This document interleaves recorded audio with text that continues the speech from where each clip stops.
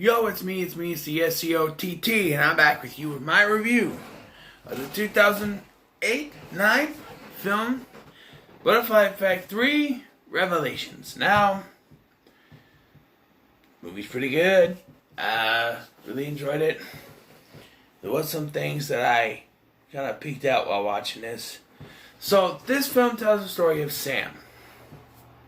And he uses his abilities to go back in time and go to crime scenes, and so that he can come back to the future. He does not interfere. He just goes back. He watches the crimes, and he comes back to the future, points out the criminals, whoever did it. It's mostly murders and stuff, which would be hard to do, I think. But I like the first scene of this film.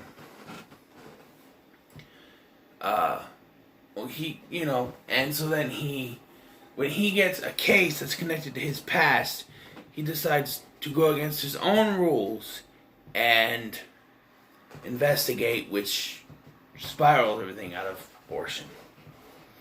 So, that is it. It kind of tricks you a little bit. You see this woman and a little boy, they're at a park, and you think, okay, so this is going to be our main character. This is a story of something that happened to him, and this is where he's going to go back to change. But no, actually what we see is one of the crimes that our main character Sam is witnessing, so he can go back. It's a murder, and he goes back to the future.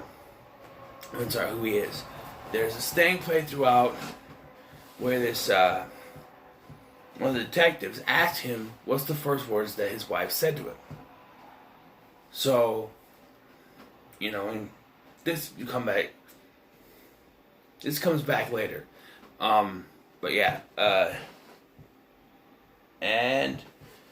So Sam has a sister named Jenna. And there's a story with this. When they were kids, there was a fire in their house. And actually, originally, Jenna died in the fire. And once Sam found out about his powers, the first thing he did was go back in time and save Jenna. But in doing so, his parents died instead. That's part of the butterfly effect. That's, you go back, you change one thing, something else changes. So, you start this movie, and he's doing this investigation, and then, so, apparently, earlier when he was in high school, he was dating a girl named Rebecca Brown, and one night, she was murdered, and they blamed Lonnie Flennens, who she was seeing on the side. And so Rebecca's sister shows up one night asking for help because she believes that Lonnie is innocent and Lonnie's about to be executed. So, against his own rules, he goes back in time, and this ends up killing. He goes back before the thing happens, but when he gets there, Rebecca's already dead, and then the sister, who Sam puts in the car to protect, is also murdered by this killer. Now, right from the get-go, if you're smart enough to figure out, you think, he went back to before the stuff happened and she was already dead. Someone else is jumping as well. And if you look throughout the movie, there are enough clues that point to who it is. I don't want to ruin it so soon, but even Goldberg, who is his closest confidant, figures out who it is. There's a part of this movie where he, Goldberg is tending to his flowers, and there's a certain kind of flower, if you smell it, you'll be paralyzed for an hour, and that comes into play later. So Sam starts to investigate stuff, and as he does, things get worse. When people start to die, there's just one scene that's really confusing. So he gets on this bartender named Vicky, and they go to start getting do the sexy time, and then he can't get it up for some reason because he's too busy worried about the Rebecca case. And so, just because he can't get it up, Vicky automatically assumes he's gay. Okay, sure, fine. But it's not how it works. He's just frustrated. It happens. And so, yeah, so women start to die, and there's this long list of women. There's a new killer out there, and he believes he created this killer somehow. And so he goes back to save this Anita, and he sees her getting attacked, but he doesn't do anything because that's his thing. You don't interrupt. But it's her boyfriend, and they're role playing, foreplay. And so then he goes back to the future when the boyfriend finds him, and she doesn't die. She ends up alive, which is weird. And so, okay, I have to reveal who the killer is so I can continue. It's Jenna. And if you think about it, it's very obvious. Because every time that he jumps back, his life gets worse. But Jenna's gets better. Like, he goes from having his own apartment and taking care of his sister, he jumps, and then he's now struggling to pay rent, so he has to rent out his couch to some Mexican guy, and then he jumps again, and now he's living on the Mexican's couch. He's renting out the Mexican's couch, and he jumps again, even though he doesn't do anything in this jump, but look around a warehouse.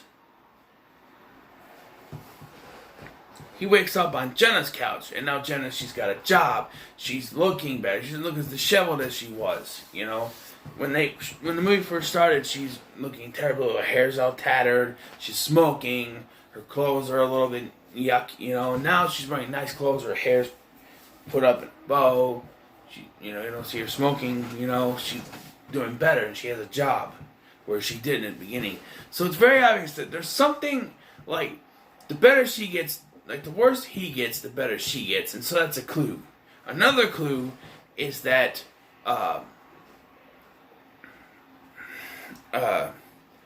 Sam goes to her apartment and finds the flowers that Goldberg said would paralyze someone for an hour, on her bed. And he sniffs the flowers, not realizing what they are until after he sniffs them. And then he believes that it's Goldberg who's behind this. But then he finds out it's Jenna, and this is where it gets kind of weird.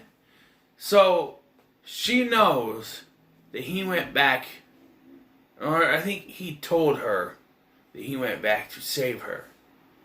But so when did he jump? I don't know.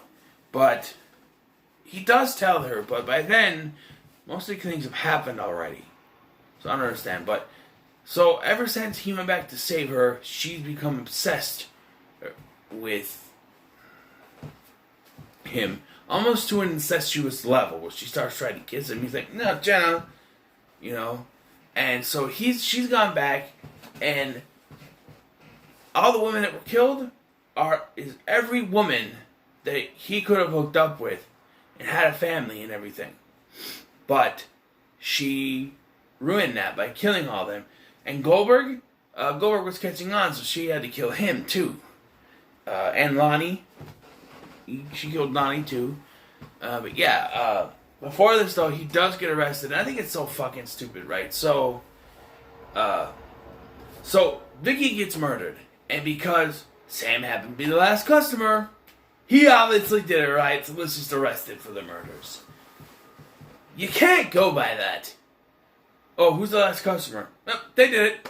You can't just do that. You gotta have evidence. You can't just say, oh, he was there last. He was the last one there, he did it. I know that he's been snooping around and he's sort of a suspect, but come on. And then we get another hit towards Jenna when she shows up with a lawyer, because she was broke ass at the beginning of this. I mean, Sam was basically paying for her rent at the beginning of this film. So, yeah. And so he goes to check out this place where everything is, and he gets arrested again. This time it's, once again they just think it's him because he was there. And so the detective's ready to get up on him. And so he explains, he starts to talk, and he says, the first thing your wife ever said to you was, "Are you MC Hammer?" How do you know? He goes, "I went back." He tried to tell me he's time travel earlier and didn't believe him. And that's when he said, "What's the first thing my wife ever said to me?" So he's freed and he's able to go back, and that's when he finds out it's Jenna. Then he goes back, he gets his foot caught in a bear trap. She's like, that's when she reveals that she can go back in time as well, which makes sense. And then he goes back to the day of the night of the fire, and he lets her burn, which, confusingly, he's holding on to the door handle and not letting it close so she dies in the fire. But, motherfucker, you're gonna burn your hand holding on to the door handle. But he lets her die. And at first, I thought, so she jumped back with him? Watching it this time, I'm like, she didn't know where, she kept saying, "Where are you going? Where are you jumping?" She doesn't know. And another clue is that Sam keeps switching between the older and younger versions of himself. Jenna stays the same little girl version. So, no, it wasn't the older version that was there. She didn't know where he went. But, yeah, she dies, and then he wakes up, and now he's married to Elizabeth, which is Rebecca's sister, and they have a daughter named Jenna. And we get the happy ending. His parents are alive, Rebecca's alive, Goldberg's alive, all happy ending. But they couldn't let it be a happy ending, could they? So, the first one I said is like one of the only ones with an actual happy ending, as it implies that Evan could, possibly be a part of Kaylee in his life again if he actually goes back and talks to her, or at least, says hello or something, right? The second ending, but there is no director's cut ending of the first one, had him killing himself with his own umbilical cord. Second film, the main character dies, but the girlfriend lives, and there's a baby, and he somehow has powers, even though it's implied you don't get them until you turn of age, but okay. And here we have a happy ending, an actual happy ending where everyone's still alive, Jenna, but everyone's alive, they're celebrating, but they still have to show us that something might not be right, as little baby Jenna throws her dolly on the grill, showing that there's evil inside her because her name is Jenna. I don't know. That's the one thing about this movie I don't really like. Otherwise, pretty good. The acting's pretty good.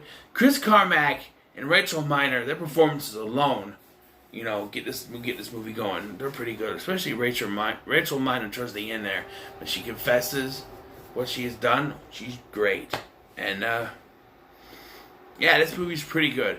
I'm gonna go ahead and give it an 8 out of 10. I really enjoy it. It's not as good as the first one, but sure as hell is better than the second one. So, what are your guys' thoughts on Butterfly Effect 3 Revelations? Let me know in the comments below. Like, share, and subscribe. I've been Scotty. See you in the next one.